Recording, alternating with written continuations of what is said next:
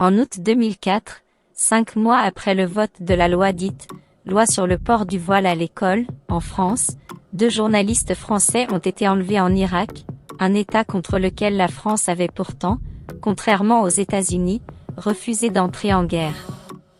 Quelque temps après leur enlèvement, une étrange revendication irakienne parvient aux autorités françaises. Dans Le Monde du 31 août 2004, cette revendication étrangement étrangère de changer une loi nationale française est ainsi décrite. Placés côte à côte, les 2 journalistes y appellent, chacun à son tour, et en anglais, le gouvernement français a abrogé la loi sur le voile. J'appelle le président Chirac et le gouvernement français à montrer de bonnes intentions à l'égard du monde arabe et musulman, en abrogeant immédiatement la loi sur l'interdiction du voile, ajoute, toujours en anglais, Christian Chesneau.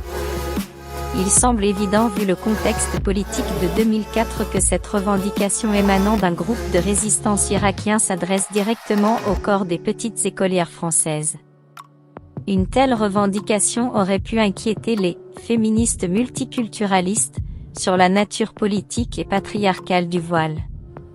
Or, c'est justement à partir de 2004 que l'entreprise de déconstruction de l'argument de l'égalité des sexes sur le voile a commencé. Ce voile interdit officiellement est un objet qu'il faut normaliser quoi qu'il en coûte.